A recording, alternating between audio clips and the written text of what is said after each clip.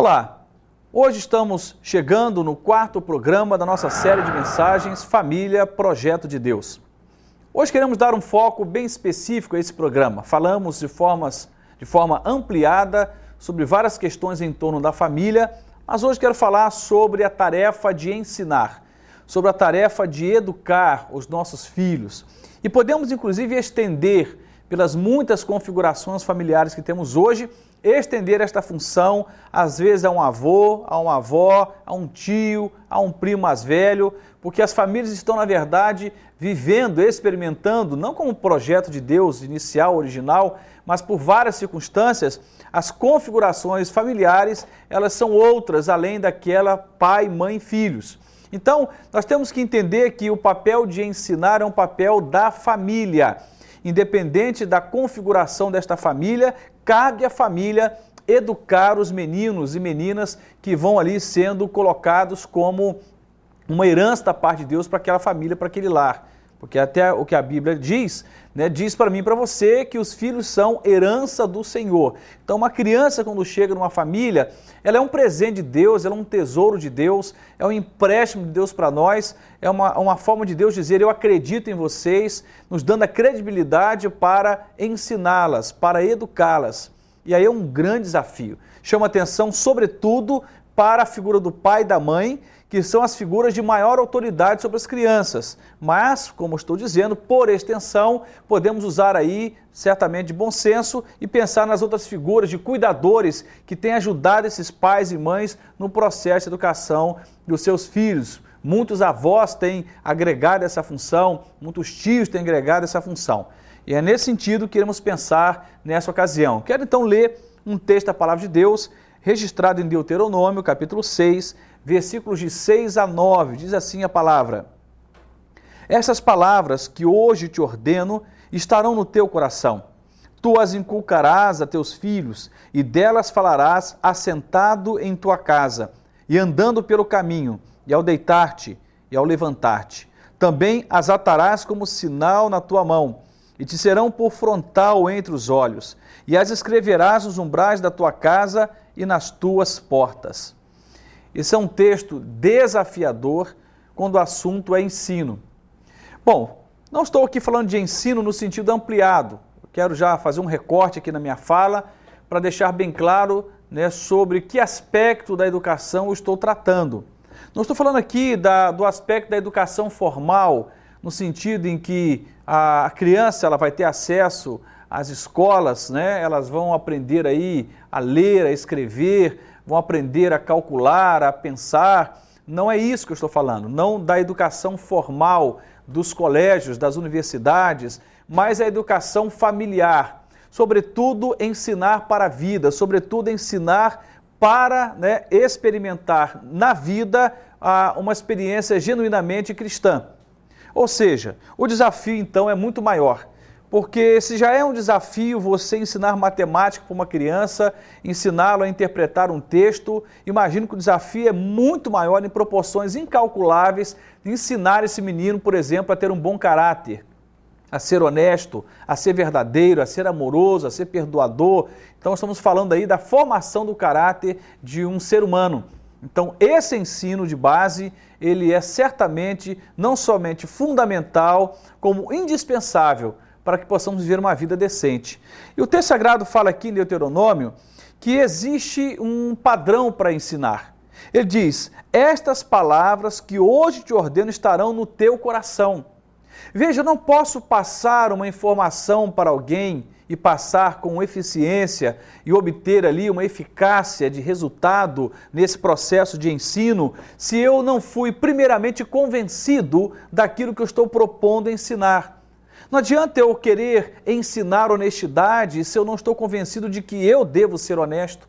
Não adianta eu tentar ensinar sobre perdão, sobre amor ao próximo, se eu ainda não me convenci de que eu tenho que perdoar, de que eu tenho que amar alguém, o meu próximo. Não adianta eu tentar convencer uma criança, convencer um filho, uma filha, né, de valores nobres, como, por exemplo, valores éticos, de respeitar o limite do outro, respeitar a escolha do outro, se eu mesmo não estou convencido? Então o texto começa dizendo o seguinte, né, o que hoje te ordeno estarão no teu coração. Ou seja, antes de um pai ou de uma mãe tentar ensinar os seus filhos, eles, como pai e mãe, precisam estar convencidos e aquilo que está sendo proposto para os seus filhos precisa ter passado primeiramente pelo crivo do coração desse pai e dessa mãe e ser uma experiência real, vivida por esse pai e por essa mãe, para que o filho então, ao ser ensinado, possa certamente ter aí uma caminhada exitosa, abençoada, de aprendizado real. Porque, na verdade, eu creio que o discurso pode até convencer alguém, mas só o exemplo pode arrebatar, pode arrastar uma pessoa e levá-la à prática.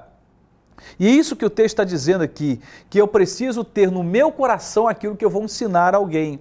Eu, como pai, preciso estar tomado, por exemplo, né, pelos aspectos de uma vida honesta e viver isso na prática para que eu então ensine e eduque meu filho ao caminho da honestidade. E propor isso, certamente, já é um desafio, mas é preciso propor tendo antes uma experiência de vida naquilo. E o texto diz aqui, então, nesse aspecto, ele diz, então tu as inculcarás a teus filhos, e delas falarás assentado em tua casa e andando pelo caminho, ao deitar-se, ao levantar-se. Em outras palavras, está dizendo, é preciso ensinar a tempo e a fora de tempo, aproveitando todas as oportunidades. Mas para além disso, esse texto traz para nós um grande desafio, que é ensinar com a vida. Veja, falarás assentado em tua casa, andando pelo caminho, deitando-se, levantando-se, ou seja, enquanto a vida acontece, ensine o seu filho. E nós vamos certamente ter muito mais êxito quando ensinamos pela experiência do que quando nós ensinamos pelo discurso, pela fala. Os filhos querem encontrar em nós verdades, não verdades faladas, mas verdades vividas, experimentadas.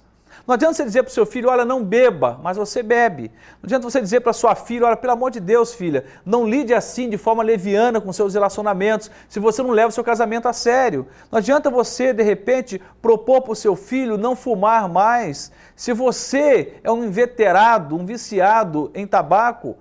Então, a experiência bíblica, a visão da palavra de Deus nos mostra que eu ensino melhor quando ensino a partir da minha experiência, acima da minha vivência, ou seja, quando eu estou propondo algo, eu tenho que estar vivendo isto antes de propor e ensinar alguém. E aí está o grande desafio. E o que diz Provérbios 22:6 é exatamente isso. Diz assim, ensina a criança no caminho em que deve andar, e ainda quando for velho, não se desviará dele. Olha que coisa interessante esse texto nos traz. Ele não está dizendo para ensinarmos o caminho aos nossos filhos. Por mais que façamos isto, mas o maior desafio é ensinar no caminho. Jesus tinha um método tremendo de ensino, que é chamado pelos estudiosos como o método peripatético. Ou seja, é um mestre ambulante, que ensina enquanto anda, ensina enquanto se vive. É mais ou menos assim, você vai viver o perdão, vai dizer, filho, olha para o seu pai perdoando e aprenda o que é perdão e perdoe também. Você vai experimentar, por exemplo, tratar a sua esposa com amor e com carinho, com doçura, e vai dizer, filho, olhe para mim como eu trato a sua mãe. E quando você crescer e tiver um relacionamento, trate a sua esposa assim também. Olhe para mim e aprenda comigo enquanto eu faço. É mais ou menos isto, porque é isso que Jesus propôs no seu método de ensino ou de discipulado. Ele viveu e ele convocou os seus discípulos a olharem para ele e experimentarem a mesma coisa, ou viver ou reproduzir a mesma vivência. E é isso que estamos precisando nos dias de hoje, porque tem muitos pais ensinando o menino o caminho. Enfim, ele está aqui, ele aponta para lá e diz, filho, essa é a direção, mas ele mesmo não faz. Então estamos vivendo um tempo de falência de exemplos, de referenciais, e os nossos filhos não precisam de mais um ensino de cartilha. Ele pode entrar na internet, ir ao colégio, e ele vai ouvir muitas lições morais.